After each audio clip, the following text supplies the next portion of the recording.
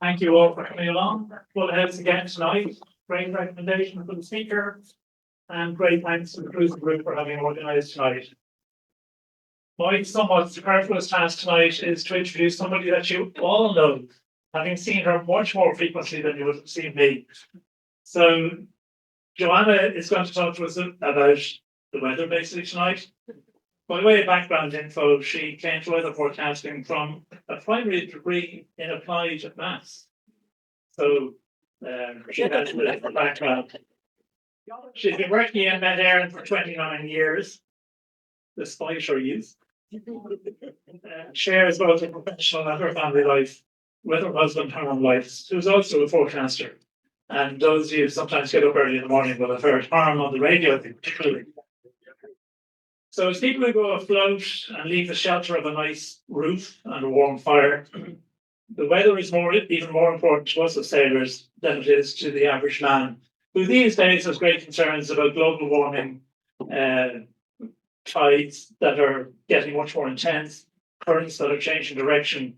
So all of these things fall within the remit of our Met people, and Joanna is one of the leading people in the Irish scene. So a good forecast and awareness of what's influencing it is particularly important to us. It'll make the difference between having a nice day afloat and maybe a frightening one or even worse. So Joanna is also an author. She has 2 books published. The Great Irish Weather Book, which is primarily targeted at children, was published in 2018. And From Mallinhead to Mittenhead, which is a journey around the sea area forecast, and is a wonderful exposition of all the terms that you normally hear in the sea area forecast, I should say. And I'm happy to say that both will be available outside afterwards for somebody who wants an upcoming birthday present. Halloween present for those who have run out of nuts or anything, and Christmas is coming as well.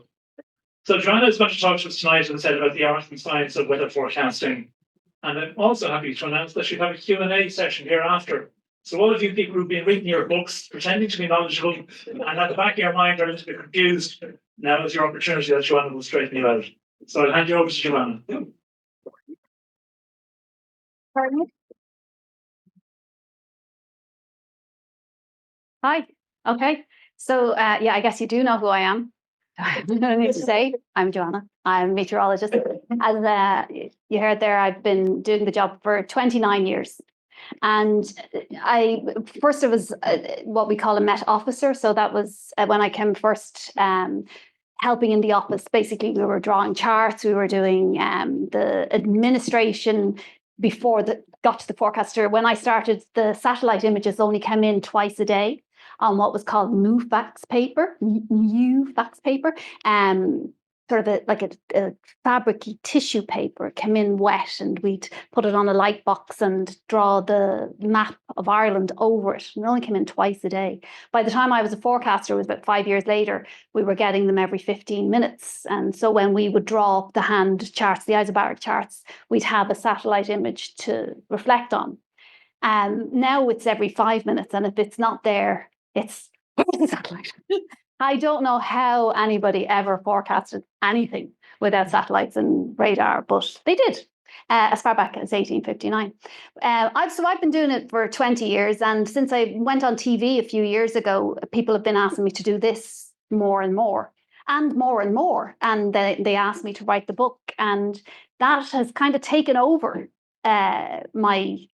not my career. I'm still a public servant, and I still clock in every day and do the forecast that you see on the TV or hear on the radio, or I also do other background forecasts that you don't see or hear, for other, I'll get to that in a minute. I can't stand PowerPoint, by the way, but, you're kind of obliged to throw something up there behind me, so we'll flick through this in a minute. So this last year, it seems I'm going to more and more of these talks, and I really enjoy it.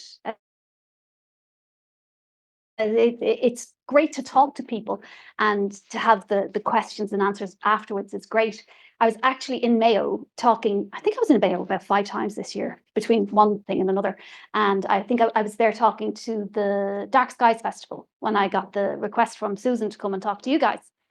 And so I've talked to the Nature Society in Kildare. I've talked to writers groups. I've talked to kids, retired groups, everybody from age 8 to, I don't know, very, very old. And when I was last in Mayo, my husband, he came with me. And in the run up to us going, he was really anxious. What are you going to say? I said, what do you mean, what am I going to say? I'm going to talk about the weather. What are you going to say? I said, I don't know, whatever comes up, it's just the weather. So he's getting all anxious and nervous. And I'm like, oh, for God's sake, sit in the back and you'll be fine. And he sat at the back and it was fine. And we did the talk and it was great. And everything went very smoothly. He was like, oh, so you do know what you're talking about after all. I was like, I actually do. I have been doing it quite a while. And mostly it goes really well. There's been one or two that, it's a little bit of at the end. But when I got the request then from Susan to talk to sailors, no way, don't do that sort of thing at all. No. Talk to sailors. Are you kidding me? They know more than I do. I have a really good friend, Frank. He was the captain of the Jonathan Swift for a long time. He's a merchant. I think he's over in China at the moment, driving tankers around the place. And he sends really cool videos of him putting these monstrous ships into tiny little spaces. So I texted him and I said, Frank, what will I talk to these people about? And he sent me back a syllabus of meteorology 101. Like, okay, I've got 45 minutes, not 4 years. So we went and narrow that down. I talked to my friends who are sailors and said, what did they want to talk about? What will I talk about? And I was like, my good friend Michelle is a sailor, and I talked to her about how she uses the sea area forecast that I put my heart and soul into. And she said, oh no, I just look at that little bit there. And I said, okay, I'm going to talk about how to use the sea area forecast properly. So, but my initial instinct, of course, is to be nervous because I'm talking to people whose lives depend on this. So obviously, or at least I hope, you know what you're doing and you know to check the weather forecast before you start. So eventually I came around to the idea that, okay, I'll come talk to you guys. And I was agonized. I've literally agonized for weeks. Today's my wedding anniversary, by the way. Yeah, thank you. Thank you. Yeah. Harm and I are 20 years married today. And we always knew it was our wedding anniversary when his parents would call. He's from the Netherlands, and his parents would call him. Why are they calling us? And then we'd look at the phone and go, oh, it's our wedding, happy anniversary. So when we were trying to get a date that suited, I get a roster, I work shift work. So my shifts are very variable. And Susan wanted me to be off a Tuesday. And I was like, oh, I'm not off. Oh, I'm off this Tuesday. And I just said, I can do that Tuesday. And never thought to myself that that's the 29th of October and 20 years married today. But that's okay. He's not here anyway. He's in the Netherlands. So we weren't going to do anything. Yeah, he would have been here for sure. I forget what I was. Do you know Billy Connolly? You know when he starts his talks? Yeah, and he starts talking and he gets back to, that's me. I'll start talking about one thing and then I'll get back to it eventually, what it was that I started talking about. Yeah, so we'll get on with it. I'll tell you what I do and why I do it. But it'll get more interesting later when you tell me what you want to know. Because I've asked Art and I've asked Michelle and I've asked Frank, what will I talk about? But I think you guys will ask me what you want to know, and then we'll talk about that. So I'll just breeze through these slides, which are just pretty photos. So I'll tell you a little bit about what I do, why I do it, and how I came to be in this position standing in front of you right now. And then we'll get a bit of a chat. Now, there's a few years ago, I had a guy from Ballyhonus in Mayo, also in Mayo. I do go to other places, but this was also in Mayo. And he was one of the first people ever to ask me to come and talk to his club. It was a Chamber of Commerce in Mayo. He asked me by complimenting me that I'd only just appeared on TV, and he said, you're as good as Evelyn Cusack. And I went, I'm not sure how to take that. But anyway, it took years between the scheduling conflicts to get down to this meeting. And honestly, the best part of these talks that I do are the questions and answers at the end. It's inevitably that case. But on this day, I looked out into the audience and there was 3 people in the audience and they were sitting there. And they were like that the whole time. And there was no engagement and there was not at any point did they look interested in anything I had to say. And when I said any questions, the first thing they asked me was about chemtrails. this conspiracy of us controlling the weather by polluting the skies. And it was so disappointing because they then took over the meeting and they refused to let anybody else talk about anything else. And it was very, very disappointing, especially for how long they had waited for me to come and talk. But I don't see any of them here tonight. And hopefully, if they do pop up, we'll be able to move on quickly enough. I also have spot prizes here for anybody that asks interesting questions or answers any interesting questions, right? So I took some of the Met Éireann water bottles. I'll show you the prizes now. So you can be motivated to behave yourself. So yeah, a meteorologist since I think I was promoted in 2000. So by the time I worked on some technology programs for a couple of years, and then I went to the UK where we trained under the British Met Office. The British Met Office have a college on campus, and they train meteorologists to become forecasters. So I was there, and that's where I met Harm for. It's not a year, it's about half a year, but it's really intensive. You're locked in on campus and it's forecasting, all day, every day. And it was a great course, and it's, still probably one of the world standards of learning to become a meteorologist. So I came back to Ireland and started forecasting 2002. And the primary forecast out of Met Éireann, despite what everybody thinks, they all think we're on TV and that's what we do, and that being a meteorologist or a forecaster is about being on the 6 o'clock news, but it's not. It's about the sea, and it's about the sea area forecast. And it started in 1859 when Admiral Fitzroy set up the Met Office College at the behest of his Queen, Victoria, because there had been a storm, the Royal Charter storm. Now, you probably know about the reason for the Met Office and the meteorology, and it's for sailors, because in 1859, the mid-19th century, the sailing changed from sails to steam. So previous to the mid-19th century, the trade and the money was all dictated by the weather, whether the ships were going to be able to sail through the doldrums. And so when steam took over in the mid-19th century, they started to sail through the doldrums, but also through bad weather.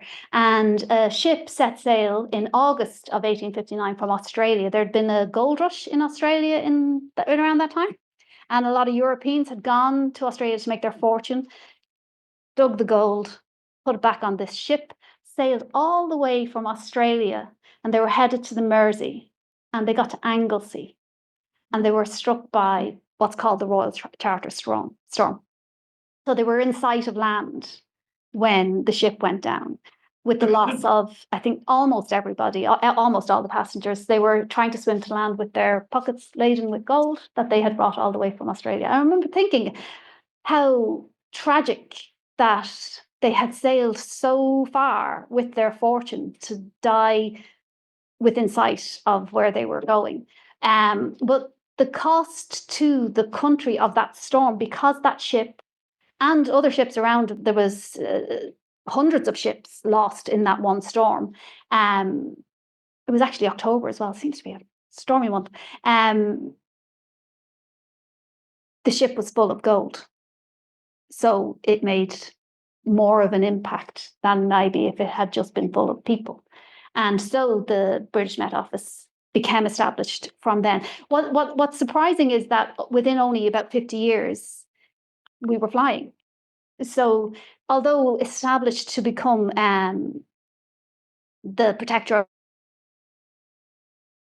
of life at sea, Admiral Fitzroy set up the coastal stations around Ireland and the UK at that time. And the coastal reports that come in now are still exactly the same as the coastal reports. And you know them, I'm sure. You know, the wind direction, wind speed, weather, visibility, and at the end, the pressure. And the pressure is either rising or falling, or rising rapidly or falling slowly. So those, whatever about the wind direction, wind speed, and the weather and everything, it's the very last piece of the puzzle, whether it's rising rapidly or falling slowly. That's the indicator of where the weather is whether it's coming bad or it's, it's getting better. And it's from there that you can build your weather forecast with just the coastal reports. And that's what Fitzroy did. He built rudimentary weather forecasts with just the coastal reports. He was able to draw isobaric charts and make not great weather forecasts, granted, but it's Ireland, and they're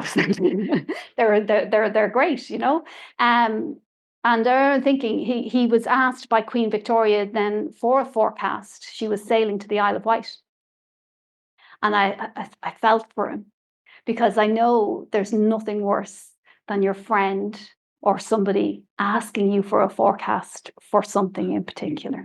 Years ago, do you remember the winter? I think it was 2010. Do you remember the snow came in November and it stayed until Christmas? Do you remember that? And a friend of mine was having a birthday party for her child that was the same age as my child, and his birthday's at Christmas. And she said to me, "Is the snow going to clear?" I said, "It's going to clear on Christmas Eve or the day before, because we'll get to snow in a minute, but it doesn't snow in Ireland. But when it does, we generally can see it coming, because it's because of high pressure and beast from the east and that sort of thing. And those big anticyclones, we see them coming quite well in advance. But we knew that this one was going to give up and be gone. And there was the jet was going to change. We're going to get the low pressure systems back. The southwesterlies were coming, and they would be there by Christmas. And I said, "It's going to clear by Christmas. It'll be gone Christmas Eve." And she said, "I can't get the invitations into the school because the schools were closed because of snow." I said, "Yeah." So she cancelled her birthday party, and then the snow went on Christmas 23rd or 24th. And she said to me, I cancelled that birthday party because you told me, and now it's fine." And I was like, "No, I told you." But she heard different, because she heard what worked for her and her planning, and that happens a lot. And I'm in a room and I have people scowling at me, and I'm thinking, why are they scowling at me? Is it a daughter's wedding, or is it a child's bouncy castle? What is it I did to you? Is that I only forecast the weather. It's other people make their plans based on that. Anyway, I hear my young colleagues, and they're talking on the phone, and the people on the end of the phone want you to make the decision for them. Should I sail? I don't know. Should you sail? I'm only going to tell you it's a 4-6. You take your life in your own hands. I can only tell you the weather. I can't tell you to sail or not to sail. Anyway, a few years later, we were up in the skies, and our second biggest customer, or second most important customer, or joint most important customer, is the aviation industry. Harm is an aviation forecaster now. I laugh that he was on the radio, and people still think he was only on the radio a little while ago. I think it was 2 years ago since he was last. He's back in aviation now, and he says he doesn't want anything more to do with general forecasting because of all the warnings. No, he doesn't want the yellows and greens and oranges. He likes his Prop 30s and Prop 40s. So I think a thing a lot of people don't know is, if we go down an aviation forecaster, the airports close, which is very powerful feeling. You have to say, "Don't go to work tonight." Close the airports. But we don't do that. Farmers are the obvious next critical people, are dependent on us. And I remember years ago, there had been an extremely wet winter and spring, and the cows were still in the sheds when it came to calving time. And I had a farmer on, and he was in tears at the stress caused to his animals, because I couldn't give him any forecast of dry conditions that his animals were going to be birthing in the calves or in the sheds, which was really, I really felt quite awful about it. It's quite a personal thing when the weather really is your life, and it is their life. We also have the guys that make hay in Kildare. And I always think, give me some money, because they have so much money. Making hay in Kildare is just like, rolling out cash when it's good. But then, of course, sometimes it's not so good. But that's the other big thing. These guys, they ring at 7 o'clock in the morning, because they need to know exactly how the running is going to be. You know that thing they say, but it's the going. Yeah, not the running, the going. You're right. Yeah. So they have to put exactly the right number of millimeters of rain into the ground so that the running is, or the going, sorry, is what they're saying it is for the bets, for the money, which kept going all the way through COVID, by the way. Those calls didn't stop. And I remember thinking, oh, I can't get my hair done, but you can still run a horse. But anyway, that went on. The betting continued, and these guys were one of our biggest customers. We have to tell them, you know, it's going to be showers. So you're either going to get 25 millimeters in 6 hours or you're going to get nothing. And there's no way of predicting where a shower is going to occur. That's chaos theory. So chaos theory is the dominant issue in weather forecasting. And now the developments with AI technology is kind of making that go away, which is really interesting, and it's a really exciting development. And it's going in a way that I didn't see at all. I thought AI might be used to fill in the gaps in our data, which is where our chaos happens. But no, it's not doing that. What it's doing is pattern matching and recognizing what happens when a pattern is matched to something that happened before, which is really cool. It's really exciting. And never mind our supercomputers, these AI programs are run on the cloud. So they don't need the house and building sized computers that we use at the moment to run the AI technology. So it's really exciting.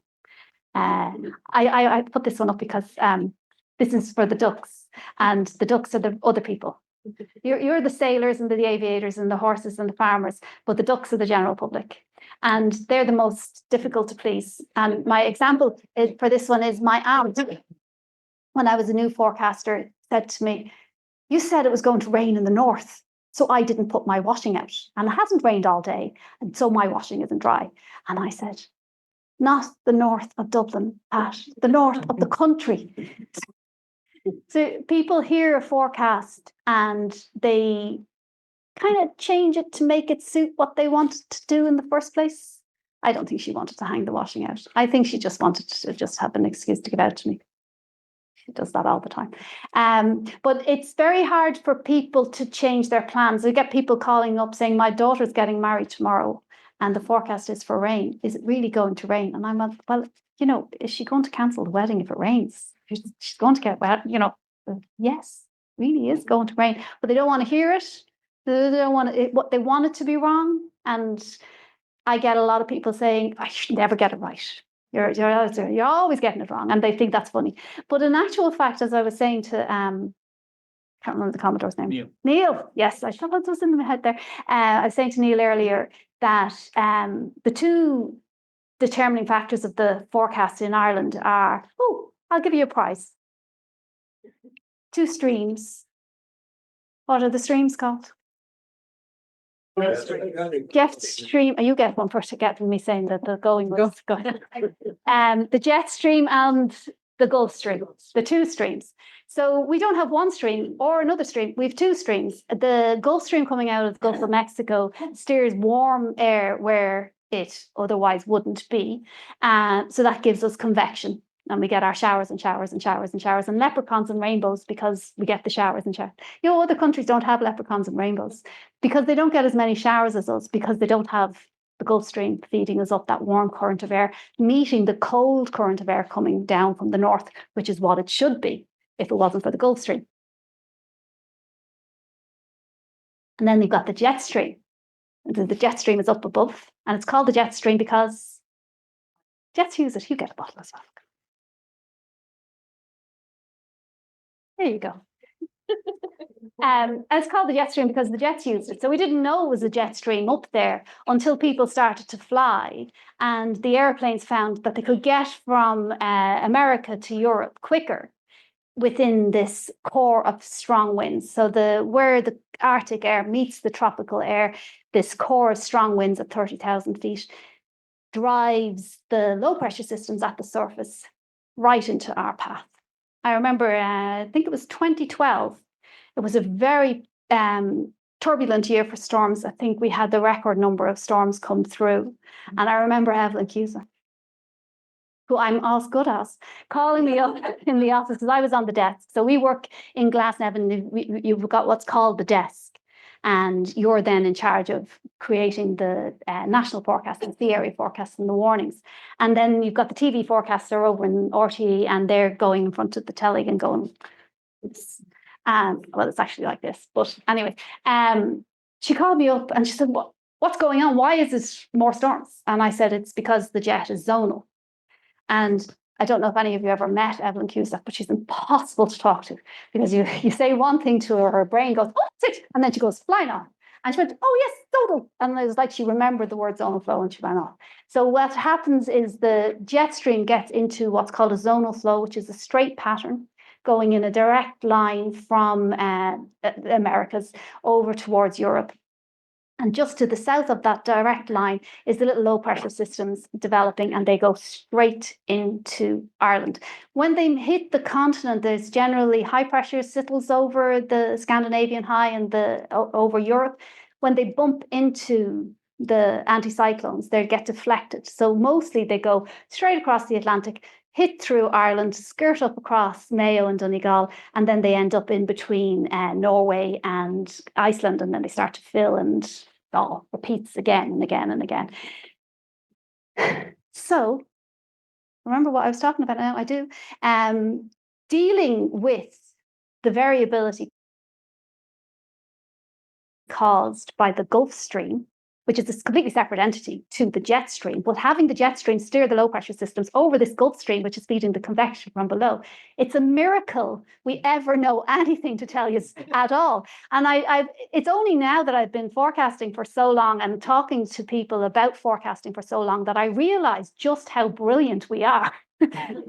When we go to the British Met Office and we talk, they have it much easier than we do, really, even that close. You'll have people say, why does it snow? Why is it snowing in the UK and it's not? Why is it colder? Why is it hotter? Because they have got much more of an influence from the continent, from that anticyclone. It gets across the UK. It doesn't get as close to us. Even this week, I think that, well, I haven't been in work since Saturday, but the last I checked, the high pressure system that was going to cause this nice settled spell that we have was giving a glancing blow of cold air right along and dividing at the Irish Sea. It was just, on the edge. Is it going to get cold? Is it not going to get cold? But our Gulf Stream, keeping us nice and cozy, keeps that cold air away.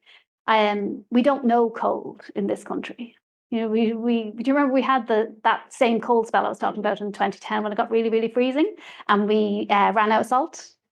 And then the next year we bought so much salt still there in piles because it just doesn't happen. We don't get that cold. As I said, I'm married to a Dutchman, and the first winter I went to the Netherlands, and they don't do taxis, they cycle everywhere. But he brought me out to dinner. We were going to meet his parents, and he made me walk. The horror.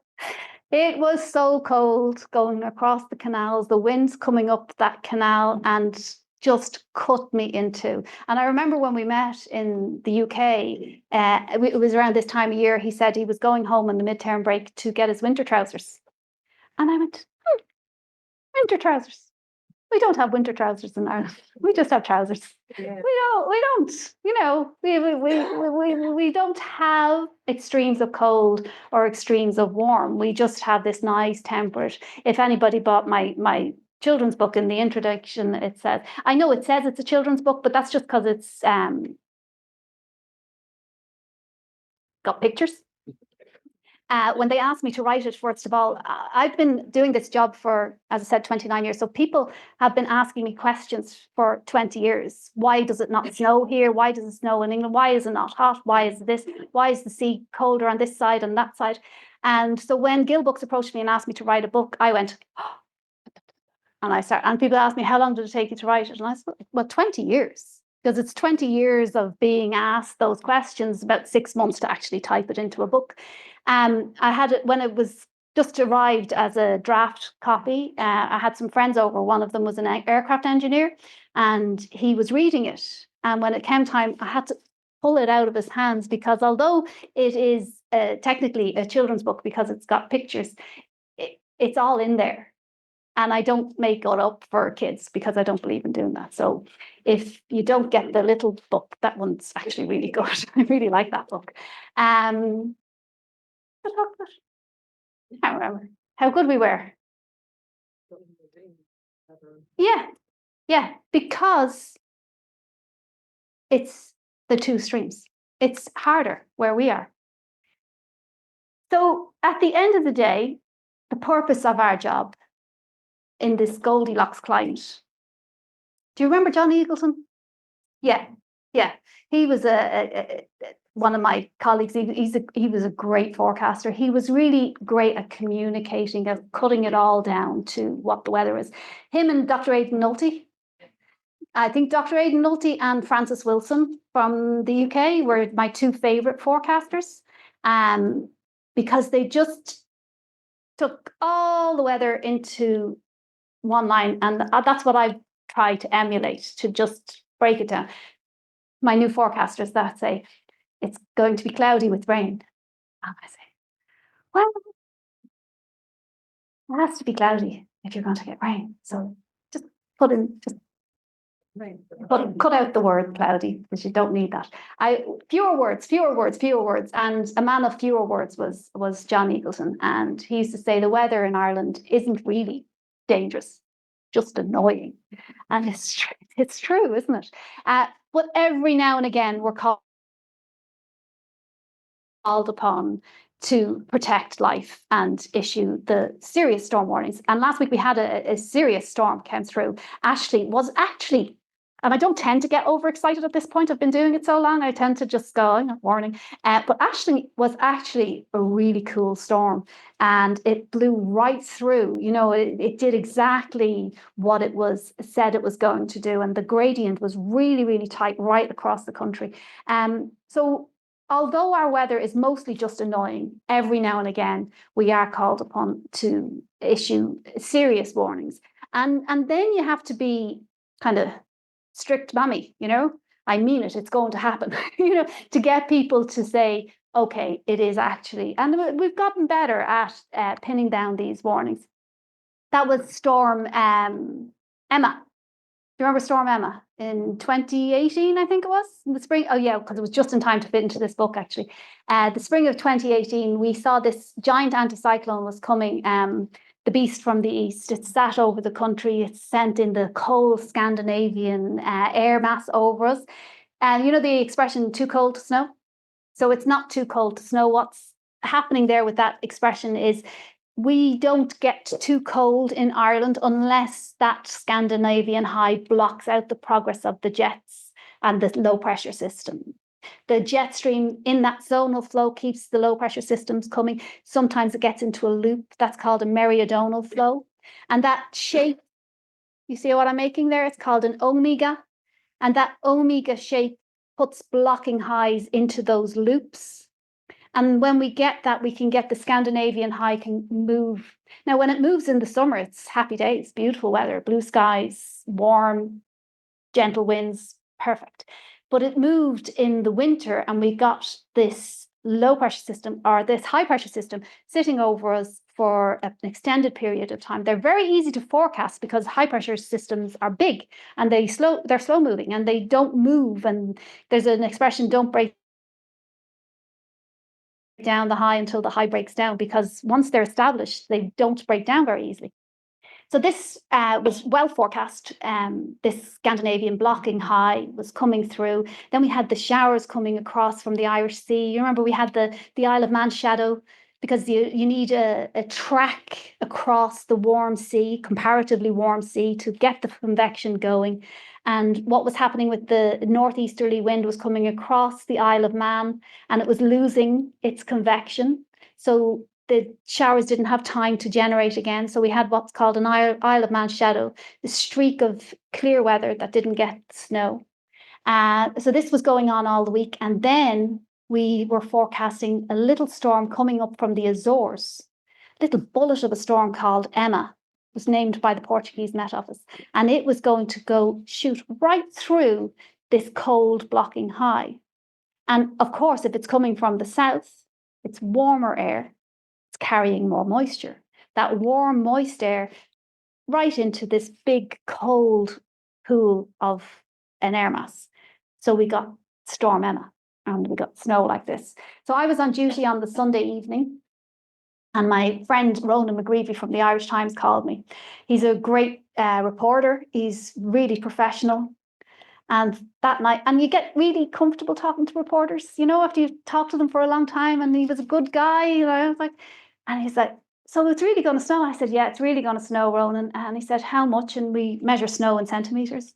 And how many centimeters? And I said, well, it'll be buckets. This will be measured in meters. And he went, oh, meters, buckets, great. And the next day, he put it in the newspaper. Joanna Donnelly, meteorologist of Met Éireann, said there would be buckets of snow. Okay, but I went on air that night, and we do a 7-day forecast on the Sunday evening, and I warned that. I remember my kids are in school in Malahide. I met Dermot, what's his name? Mr. Eganey. And I said, well, you'll be off school from Wednesday. And he said, no. I said, no, you will. Schools will be closed from Wednesday on. I'm just letting you know, just prepare. If you need to bring anything home, and bring it home on the Tuesday, because schools will be closed from Wednesday. And Mr. Eganey didn't believe me. And I really should take that up with him, actually, because obviously we know what happened. It did snow. The snow definitely came. But I went on air on the Sunday evening, and I said to people to please take care of their vulnerable neighbours, to check in on them, because this was going to be a cold event. And then the next day was Monday. I dropped the kids to school, and I went to Dunn's in Portmarnock, because that's where I, get my shopping done. And when I got into the car park, I thought, this place is packed. There's an awful lot of cars here. Why is there so many people here? And then I went into Dunn's, and I went to buy celery, and there was no food on the shelves. And there was a young kid frantically trying to stack the shelves. And I said, what's going on? What are you doing? What's going on? And he said, oh, I don't know. Apparently there's some storm coming. Somebody said there was a storm coming. And I went, oh. And from across the supermarket, a woman pointed at me and said, it was her. She said it was coming. So Anna came, and we ran out of bread, as you know, and then it went away. And we're not prepared for snow. People want snow. They dash down in the morning to get the first glimpse of a little bit of snow to make their little snowman. But we tend to not get snow. This happened this spring. Do you remember this spring? There was a bit of a kerfuffle because we had a bit of snow. And my colleague, poor Brandon, the new guy, said to somebody on the radio, what do you think we have in this crystal ball? I was like, maybe don't take quite that combative approach. We forecast a mix of rain and snow. And that's usually what it is in Ireland. It's a mix of rain and snow. And mostly you get a little bit of snow just before dawn, because it's just cold enough for the snow to stick. And then it turns into rain and it's gone. It's mush. Yeah.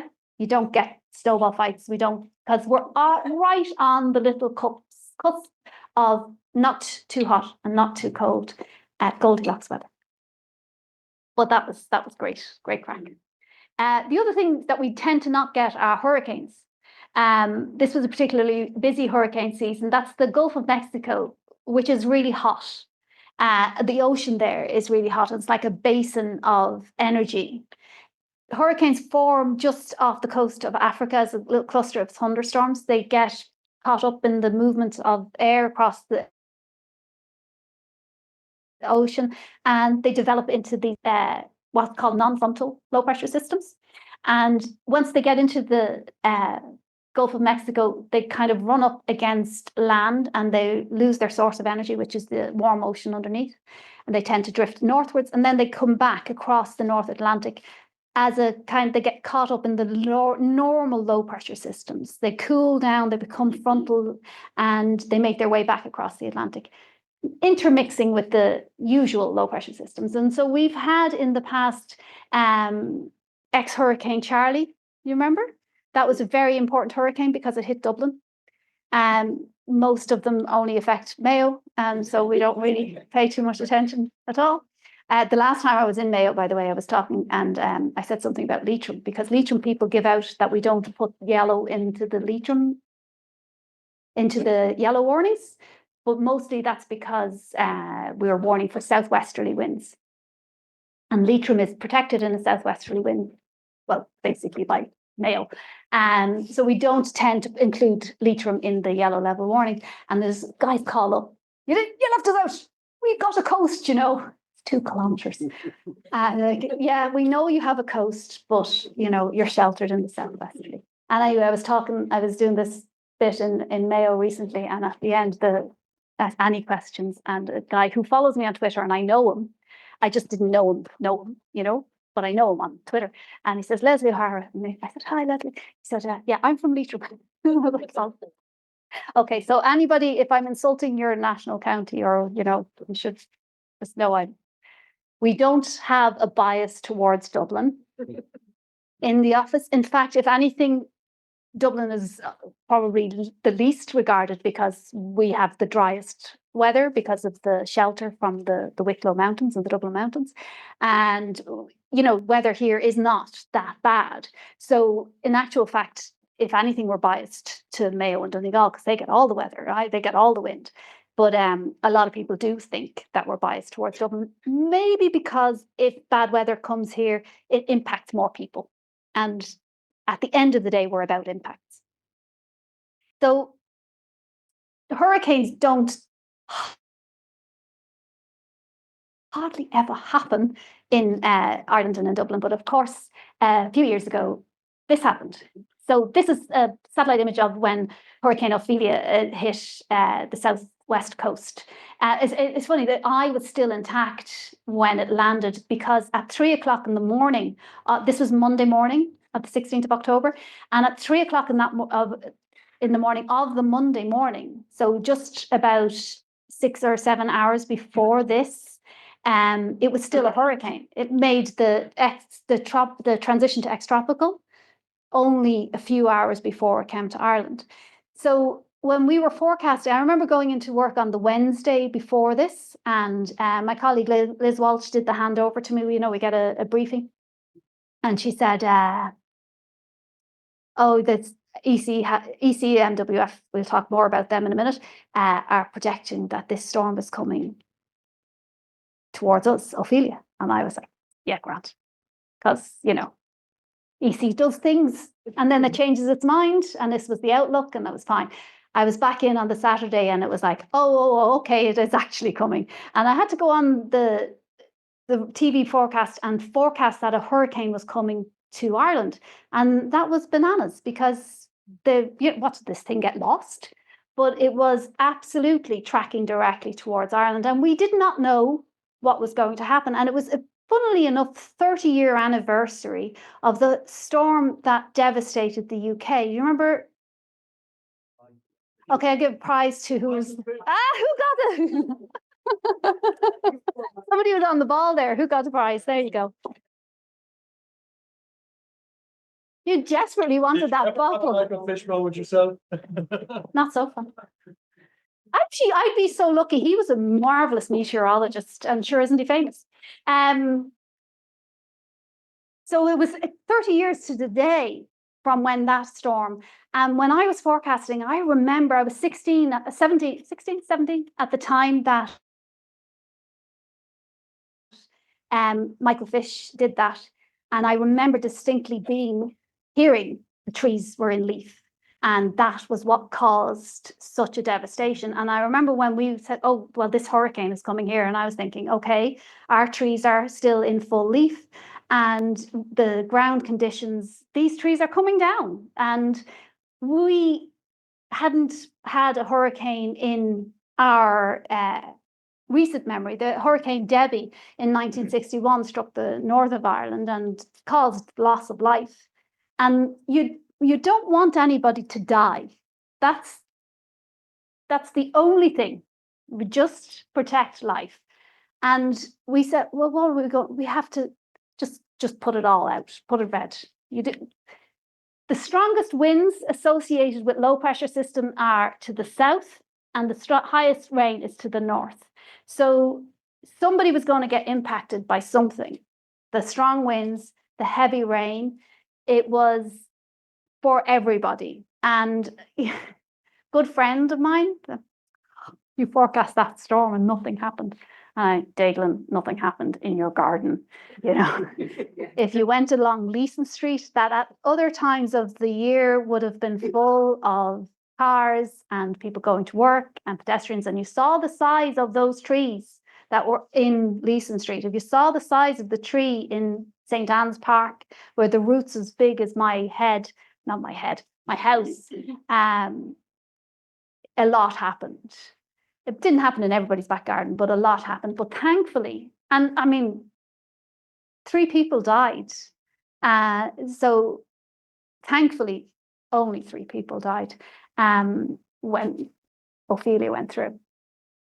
And whenever I worry what I'm doing, about why I'm doing it, I remember this is a little girl wrote to me after the storm and said that her daddy is safe and her granddaddy is safe. And that reminds me why I put up with them, why I go to work. It's for that. From school. Okay, we get a little bit technical of what it is I do. So we come in and get a briefing from the person on duty, and this is the isobaric chart that we analyze. We used to do it by hand. I still like to do the idea, you know, the joining up the isobars. So we analyze what the now is, because you can't predict what's going to happen into the future unless you know where you're at the moment. So we're looking at satellite radar and analyzing a chart. That is, I think, from the same, yeah, this is from just last week. That little low was to the south of us. And we had, do you remember that little low that went across the south to get a load of rain? Anyway, it doesn't matter. This was only just last week. So this is our observations. So we observe what's happening at the moment. You stick it into the computer and the computer comes up with an analysis chart. Susan sent me an email, said some advanced questions. And one of the questions was using the geostrophic wind scale. Oh, is that you're from yourself? Okay. And I said to my husband, say, don't. Because if you have access to this chart, and if this was the only chart that you had, you have a little graphic up in the corner there that directs you how to convert the geographic wind into your knots. But if you can get this chart, then you can probably get direct output, and just use that because it does it better than this one. You can tell from this what the wind speeds are, but you'd really want to be desperate. You know, the computer models and apps are so good at this point. If that's all you had, it can be done. Winds go clockwise around anticyclones. I don't know why somebody decided to call it clockwise and around an anticyclone. They could have, you know, they could have named it, but they didn't. And they go anti-clockwise around a low pressure system. And as I said, when you've got a low pressure system, I should have a pointer. That's what I should have. I'll stick my finger. When you have a low pressure system, the strongest winds are always to the south of the low pressure, and the heaviest rain is always to the north. That's just the way the dynamics of that work out. High pressure systems, the strongest winds, they're in theory, like the geostrophic wind is a theoretical wind. The geostrophic wind is the balance between the pressure gradient force and the Coriolis force. I was going to bring up the little toy I bring to kids' talks to demonstrate the Coriolis force. You know, where you have a spinning top and you try to go from one side to the other and you end up around the corner. So it's the turning force. And then you've got the pressure gradient wind is when you add in the centrifugal force, because then you have to slacken it off for going around the corner. Yeah? No? Okay, it doesn't matter. Use windy. Don't be trying to change yeah, look, we name storms to help in the communication of significant weather. I'm not usually into this whole you know, I remember this is Evelyn's toy. Evelyn liked to do the storm naming thing, and she said, I'm going to name the storms after your children. I'm like, don't name the storms after my children. Storms kill people. I don't want anybody. You know, storms are bad. She used to put Fleur on the Fleur is her daughter. She put Fleur on the list every year, and it never got to F any of those years. Somebody's listening. This is the stripes because Neil, mentioned the other big thing, global warming. And this is the change in temperature over since industrialization. It's gotten warmer. I would talk about, we used to say global warming, and then we changed it to climate change because it's about messaging. If you look at the map of the world, most of the people live in the northern hemisphere, and most of the people live fairly far north. Not so many people live in the southern parts where it's warm. And us in the northern hemisphere, where we live nice and comfortably in the nice, comfortable air, we all would like it to be a couple of degrees warmer. That's why we go to Spain, because we'd like it to be a couple of degrees warmer. So when everybody was talking about global warming, people were going, it's okay. Take it. Could do it. 2 degrees. Oh, 2 degrees. Yeah, 2 degrees would be just right. Because then it would be, 22 degrees. So no, you have to put back in the word global into climate change, because it's global climate change.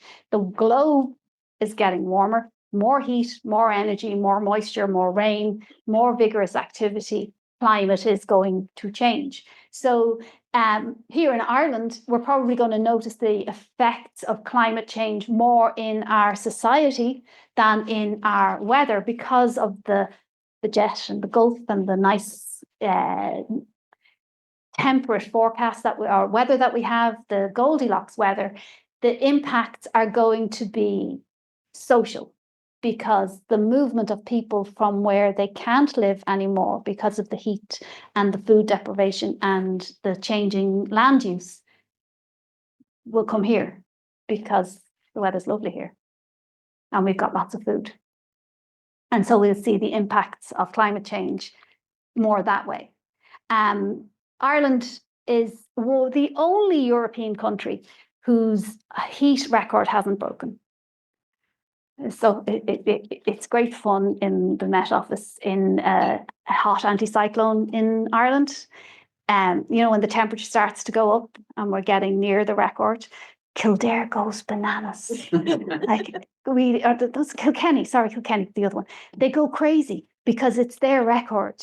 And you see them lighting up social media. They would say, it is a real record, because it's really old. It's the oldest heated record in Europe. And they keep saying, oh, I don't know. Scientists keep looking back at the environment around that time to see, checking, was it a real record? And they go nuts. They're very, very defensive about their heat record. I think it's 33.3. And we got to 33.1. And it was recorded in Shannon. And there was another rage, because Shannon have a car park near to where the temperature records are being set. And Kilkenny are going, well, it's because they have a car park. And we're in the office going, oh my God, these people, it's like they're possessing this heat temperature. But the fact is,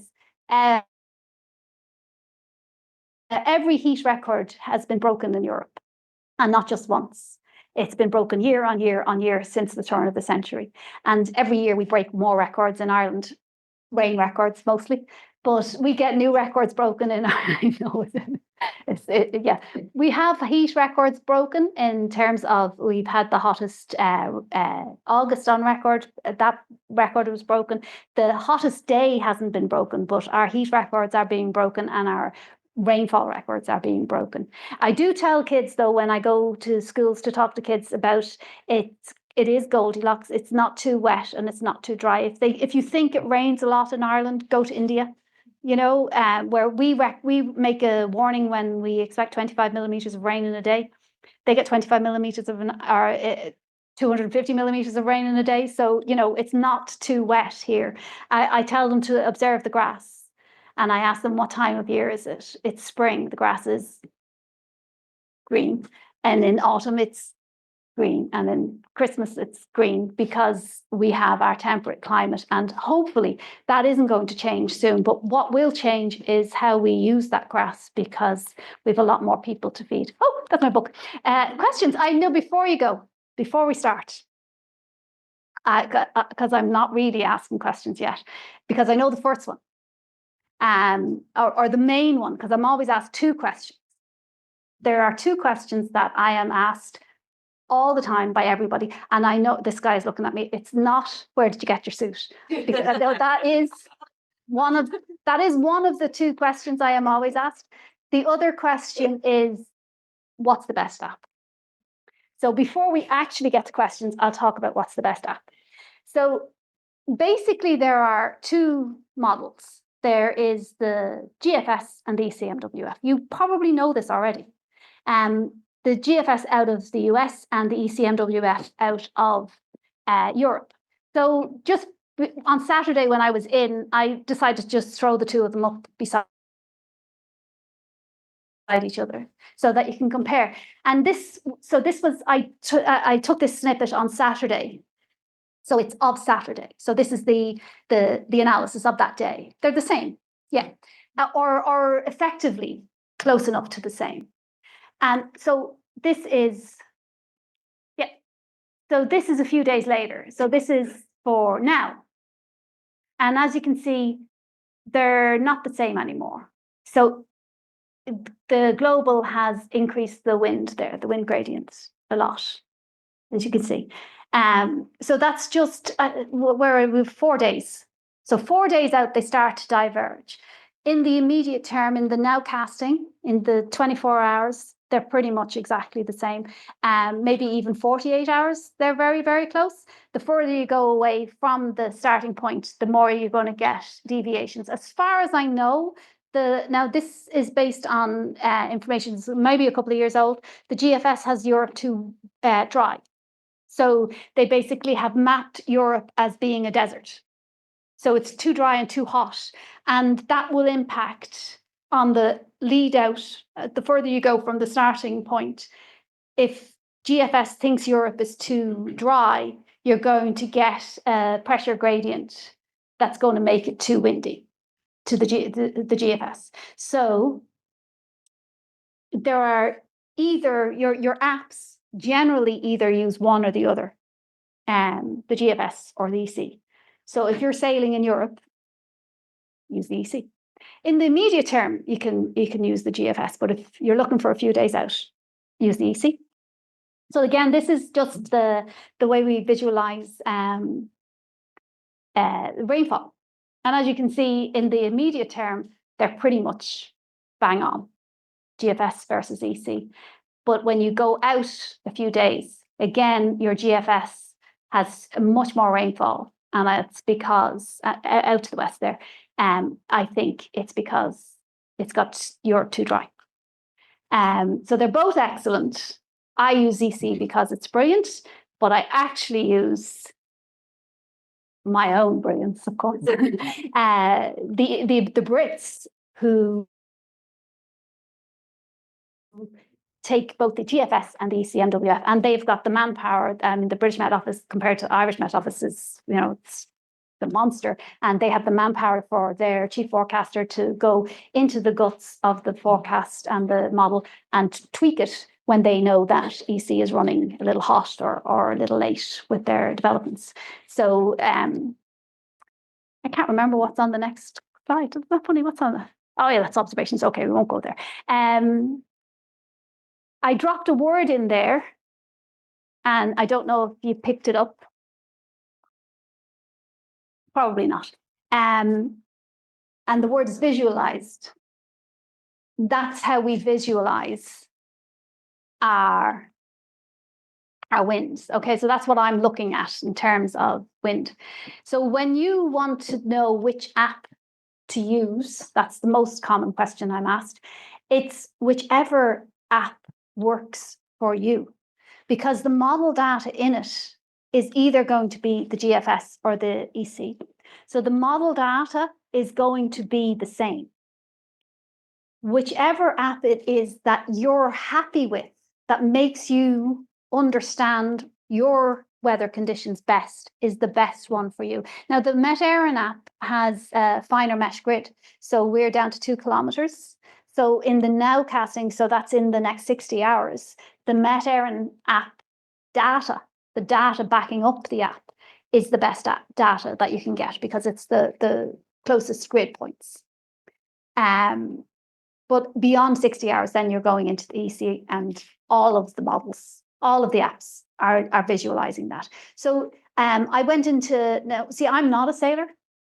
I've been on boats and I learned to sail the small little boat, but so I don't use Windy or Wind Guru. It's just, I know that that's what you guys use.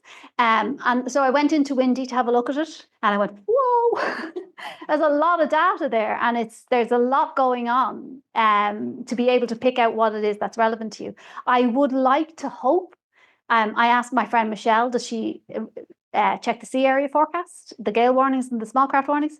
And she said she reads the little bit that's relevant. Place where she's seeing that situation in your sea area forecast. So that's updated every 6 hours. And that tells you the same thing that Fitzroy would have made all the way back in the mid-19th century. It tells you the positions of the lows, where the low pressure system is. I'll remind you there that my book is for sale. So in a Met situation of this book, or of this here, is low pressure of 994 hectopascal situated, I don't know how far that is, maybe 500 nautical miles south of Mizen Head. Places Ireland in a southeast or variable airflow with associated frontal troughs moving across the area. So from that, you know where the low is. So you should be able to work out the geostrophic wind that's associated with that low pressure system, back it off, slack it off, and then you should know what the meteorological situation, what the forecast is going to be for your day sailing. But then you check your app. Okay, now we can have questions. I got it in Zara. Get that one out of the way. Does anybody have any questions? Or did I tell you everything? You're all saturated. You said you were in Mayo. Did you visit the lighthouse where they did the forecast? On Black Sod? No, I didn't. I did go. I went because when I did the book, I went around all of the headlands all around. So I went to Belmullet, and I had to wander around. But I did the tour mostly in winter. And when I got to Belmullet, I literally couldn't get out of the car. The wind was so strong.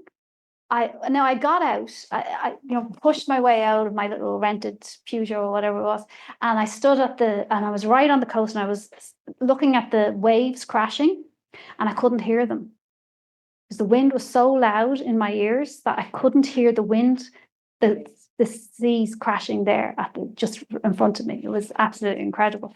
Kind of windy over there in Belmullet, which is very, very far away, by the way.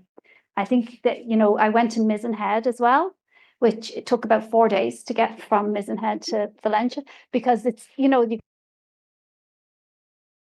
go miles out the peninsula and then miles back. So that was very far away, but Belmullet is like, Mayo is a really big county, and the last town is, Castlebar or something, and then you're a drive for 4 days, and then you're in Belmullet. It's really, really far away. But I did meet her son out in Mayo. She died there just last year. It was earlier on this year. I think she was 101. Yeah. We're talking about Margaret, Peggy, the person that took the D-Day. Yeah. Sorry, you were talking about the lighthouse, and I was thinking about Peggy. Yeah. Sorry. Any other questions? Yes. Joanna, I suppose we shouldn't admit to, we used to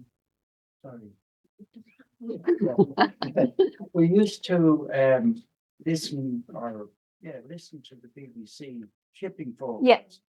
Yeah. And it's done in a sequential way.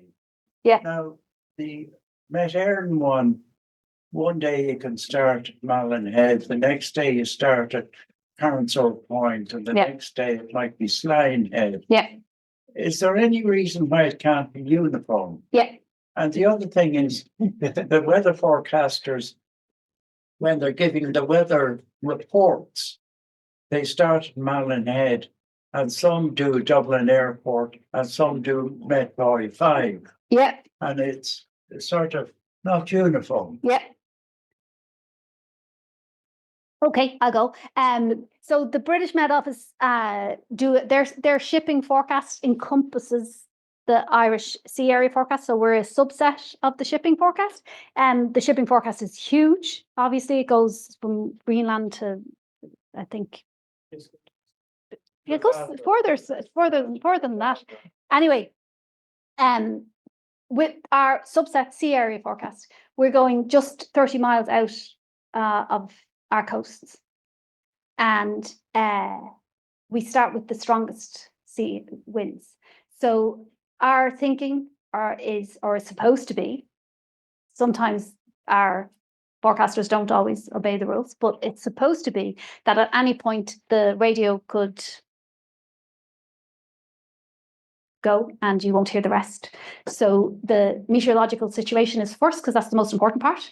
And then the strongest winds are next. So when we've split up the coastline, we are supposed to go, let's say it's usually the west coast or the northwest coast, because the strongest winds are generally there. So we'll start with from Mizen Head to Sligo Head to Malin Head, the strongest wind, and then we'll go back around to the other side. So it is going to change because the country is divided. So in that sea area forecast, we're going to divide the country in from, let's say, Mizen Head to Fairhead, and then from Fairhead to Carnsore Point, and then from Carnsore Point across to Mizen Head. I'm going to divide that sea area in three. I hate dividing it in any more than three. I don't even like dividing it in three because keeping it simple is crucial.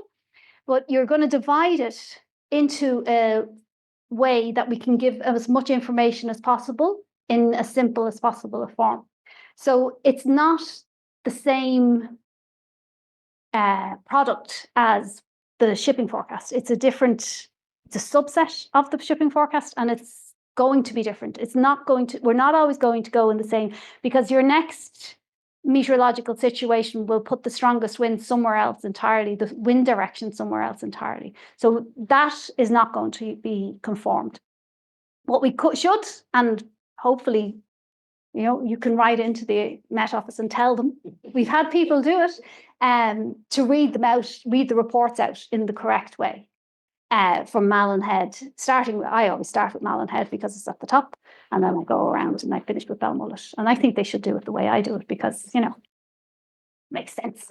But sometimes I think people don't do it the way I do it just to be, yes, absolutely, nearly give you another bottle for that. Has anybody else? Did I answer your question? Yes. Thank you. thanks. Yeah. Does anybody else have another question? Don't be shy. It's okay. Yeah. We have an interesting place for weather here in Ireland. Where else in the world would you most like to forecast and present for? Oh, okay. Harm and I don't really go on fancy holidays because he's Dutch, so we have to go to the Netherlands on our holidays every year. And this year, for a change, because it just didn't stop raining in the Netherlands when we were there, we took a holiday from there and we went to Crete for 3 days. So we took a holiday from our holiday, and we were in Crete and we were looking at the blue sky, and we're going, imagine being a forecaster here. What would your day be? You're just sunny. More so. Sunny. So that would be desperately boring. As I said at the beginning, we're actually pretty good forecasters, and we probably don't, because we're Irish, the way Ireland are. Yeah. So I often think that comparable, kind of comparable, is Argentina and maybe Japan have, they've got nice turbulent weather with jets impacting, but they don't have both. They don't have what we have. I know a few of my colleagues are into storm chasing, and they like to go into the center of the US states and chase those storms. I think they're bananas because those are really dangerous. So I don't know why they want to go there.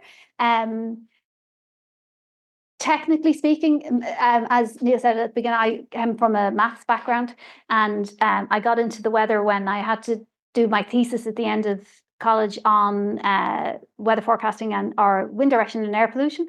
And I went into the building, and there was a man called Aidan MacDonald, and he was doing maths with a pencil. and paper. And I was like, imagine getting paid to do maths. It would be so good. Now, unfortunately, we don't do as much maths as they used to do when Aidan math. He had a big head from doing maths. So, maybe it's a good job I didn't do that much maths. But it's the science and the whys and the construction. And in terms of storm chasing, those are great, but I'd like to do it from here, where I don't actually run into the storm, the actual technicalities behind forecasting those storms. But really, in terms of forecasting as a job, and that's the good thing about our job, is that you're still motivated to turn up every day, even after 29 years, although that's getting to the point. There's no better weather to challenge a forecaster in the world, I think, than Ireland. I wouldn't mind a couple of months sabbatical in Crete, though. That'd be all right. Yeah. Any other questions? Oh, yes. Now we're getting going here. There's somebody at the back there. Yeah. Very much. First of all, being from Mayo. Oh, there's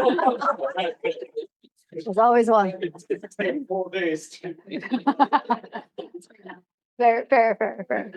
The technical side, do you still use radio zones, and how are they Yeah. incorporated into the Oh, absolutely. Yeah. into the Met forecasting? Oh, absolutely. They're critical. Unfortunately, not as many as we had before. There is another slide, actually. Hold on. I took it down to the end of the thing. Oh yeah, here we go. There we go. So that's our observing system. At the surface, we've the stations, we've the buoys. From the soundings from the ground, they're launched from ships. We've aircraft sending back data. We've the various different types of satellites and radar, of course. So we have buoys because the upper air is critical. And the lower surface air, the boundary layer, is only one part of the atmosphere that we look at and observe. And without the radiosondes going up and sending back what's changing up the atmosphere, up through the layers in terms of the dry layers, winds aloft. So absolutely. At the moment, there's only 2 launched from Ireland, one in Valentia and one in Aldershot in Belfast, I think. Yeah, I did it right, did I? Yeah, okay.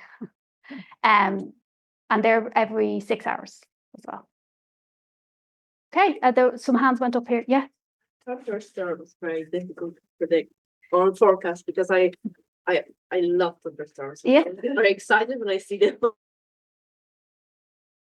Yeah. The weather forecast in the Met Éireann app. Yeah. But then They don't an happen. hour later, it doesn't happen. And I'm just glued to the windows. Yeah. Like, Where is the thunderstorm? Yeah, because in our Goldilocks climate, we don't have the heat required to generate the thunderstorms, or at least we didn't. I used to be able to say I had seen more thunderstorms in an afternoon in the Netherlands than I had seen in a lifetime in Ireland.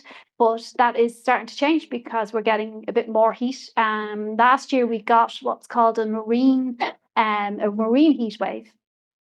And the seas, do you remember the year before last? Do you remember it got really, really hot?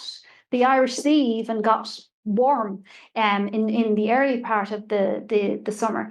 And that gave us a load of thunderstorms because it sent warm, moist air over the country, and then you only need a little bit of lift. So thunderstorms happen when air rises rapidly.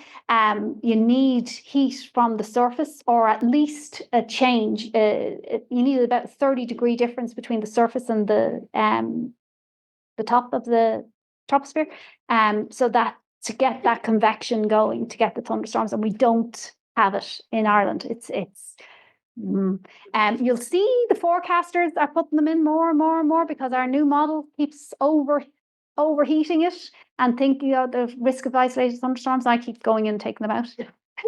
that's you. That's me. I take them out because they don't happen.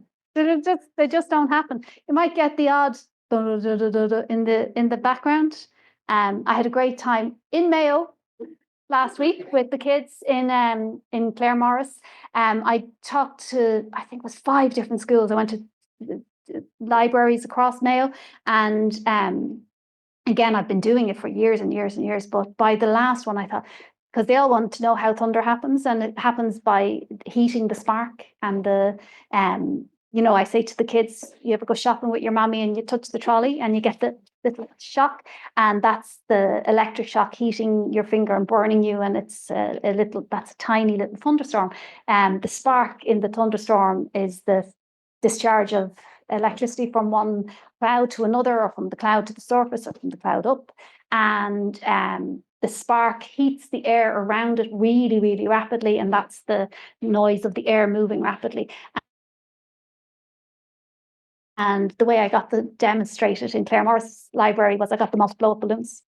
And these kids were all blowing up the balloons happily. And I said, now we're going to burst them. And they all burst their balloons at the same time to demonstrate what thunder was. So that was great fun. But we don't get thunderstorms for it. Sorry. There was another hand went up around the same time. No? Yes. I wondered what the relationship is between the Met Éireann forecast, let's say, or any national forecast, and either the GFS model or the European model. To what extent is one influenced by the other? All of that data goes into all of the models. So the data is collected all around the world, and it's all free and all shared. So the same observations go into the GFS, same observations going into ECMWF. We're all collaborative. So it's not a yours and mine. We look at all of the models, and you do an analysis at the beginning. So you saw we analyzed, going to go past my book again. You can get it in the library, you don't need to buy it. This chart, so this is the analysis chart. So we analyze the observations initially, and then we'll compare that with what the models are forecasting or analyzing, and we'll decide then which model we're going to go with. But you don't really go with one model. You kind of mush them all in together and blend until you've got what you think is going to be the forecast. And then you use your experience and your understanding of the environment to make the forecast the best forecast. Okay. ECMWF or whichever model is purely a computer model. Yep. Human. No, there's no, the human intervention comes at the, so your app, the Met Éireann app, I'll manipulate that a little bit, but only at the end visualization, to turn a shower cloud into a sunshine, just take away the thunderstorms. They're not going to happen. Delete some of the mist, because apparently we just live in fog here, so I just rub that out. But that's mostly done at the end point of the visualization. Most of what you see in our apps is direct model output. You need to maybe read the text to see if there's a nuance that you need to account for. Am I answering your question? Yes, thanks. Good, great. Yeah. If there are any young people interested in going into meteorology, what subject should they study? Yeah, it's maths or physics. Yeah, it's not geography. In Ireland, the meteorology is in the geography syllabus. So when I would tell people originally I'm a meteorologist, they say, oh, you must be really good at geography. And I'd be like, no, I don't know where anywhere is. I got a bit better, learned a few things, but it's actually maths and physics that you need to top up. They're mostly physics, really. I just happen to be maths. Any other questions? No? Yes. Just to think about the tweeting around the boys. Oh yeah, the boys, yes. Yes, of course, yes. Yeah. Yeah. Just wondering, how many are there altogether? Are there any plans for the role, or how more would join the system? Yeah. They're not ours. They're not ours at all. No, I can't remember the name of the department that runs the Marines. It's the Department of Marine, I think it is. but I do actually follow all the boys on Twitter as well. And I'm always amused when people send me the boy tweets. That I'm actually a meteorologist, so you would think that I would be following. I am actually following them. And they send me charts. People send me charts all the time. Like, Joanna, did you see this? Like, yes, because I'm a forecaster. This is my job. I have seen it. Yeah. Oh. That's right. Yeah. Yes, I did. All right. Anyone? No? Yes. Yes. That would have been Storm Emma. Yeah, that would definitely Storm. You're too young to remember Storm Emma, I think, are you? You're a little, yeah, you don't remember the big snow a few years ago? You would have only been a little kid. Yeah, yeah, the Beast from the East and Storm Emma. That was the most snow we'd had since I think 1986. 1982, do you remember that? Yeah, and there was 1982 and 1983. Yeah, they didn't have names, no. Yeah, but we had giant snowmen. Yeah, yeah, yeah. Hold on a second. Sorry, hold on. I should have been giving out these bottles. Well, I give out some bottles here to the good questions. Here's one for your thunderstorms, your lack of thunderstorms. There you go. You can have a bottle too. And I think this gentleman had a good. You have a good. Yeah. You can all come up and get some bottles there afterwards. Yeah. Now there was another question. What was the other? Yes. Yeah. Yes. Yes. When I was a kid, which is a long time ago, we always got snow. Usually the first week in January. But it was great. And even when my children were small, the toboggan would be out. Yeah. And I actually miss that. Yeah. It's not the same. No. We do get. And again, I've written about it. I think in this book or in the other one. I can't remember. Buy both. No, I'm kidding. There's a thing called the Pollyanna syndrome, or complex, and the psychologists have studied this and how we store memory, and how our memories aren't actual facts of things. You know, they're just influenced by our environment, and we get a lot of people saying, when I was young, the weather was different. And there isn't a huge amount of evidence to supply, no. But those. We have the problem. Yeah, I know.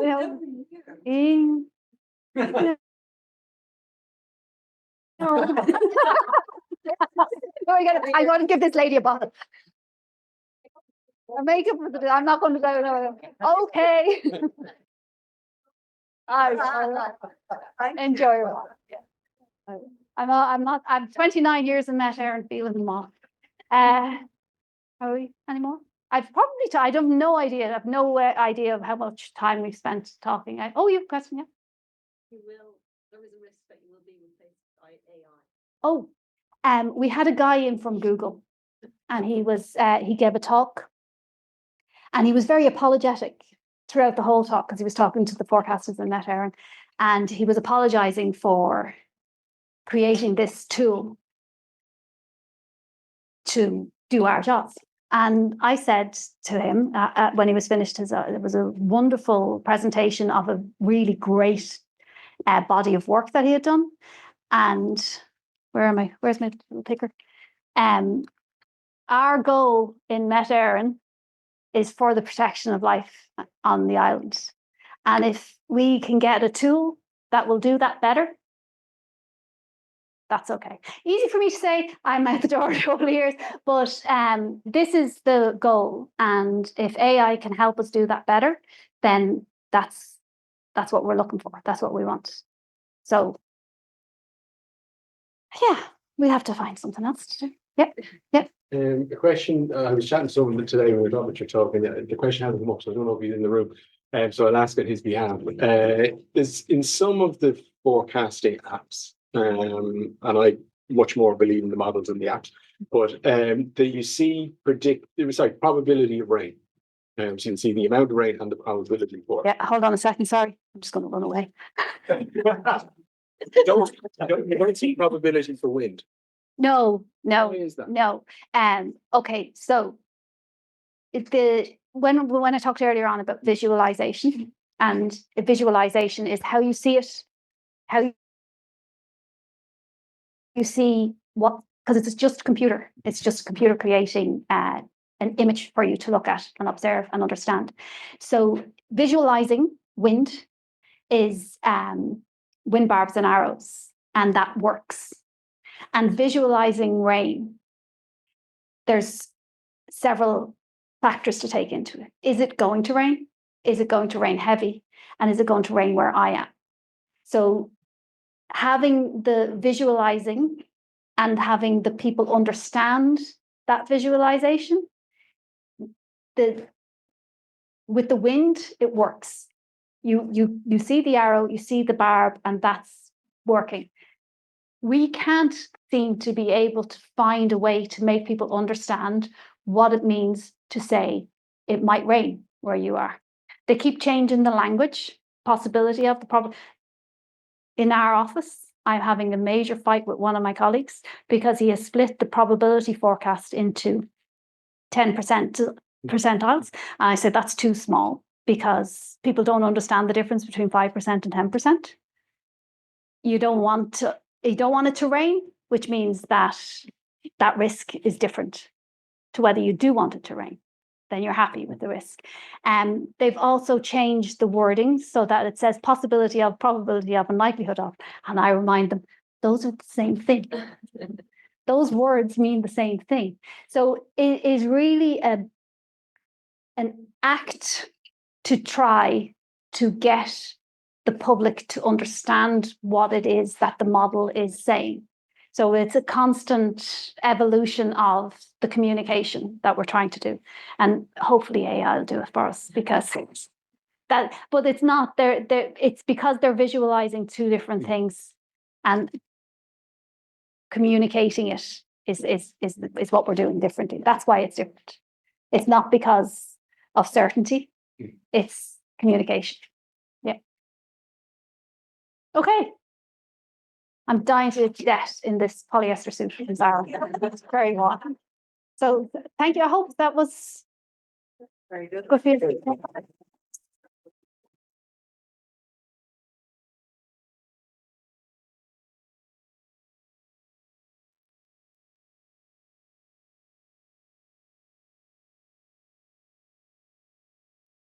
I think Joanna has adequately explained why there won't be an AI replacement for their future, or possibly the long-term future. That was one exposition, and I think the art element was certainly well demonstrated, as well as the historical knowledge, the way you can ream off the storms of note in the past, which puts AI to shame, really. I think this group will be working hard for a long time before we can catch up with Joanna. But I think that was a wonderful evening. Joanna has obviously put a lot of time into it, and I think the practice that she's done in May have stood to her. There was nobody here from Leitrim to complain about the abuse of that, despite Mr. Judge's efforts to hold it or fly the flag for Mayo. But Joanna has given up lunch tonight to be here. The wedding anniversary sacrifice for the benefit of HYC. So we have a small token that will allow her to suitably compensate her husband when he comes back from the Netherlands. So It's for thank me. you very much, Joanna. Thank you very much.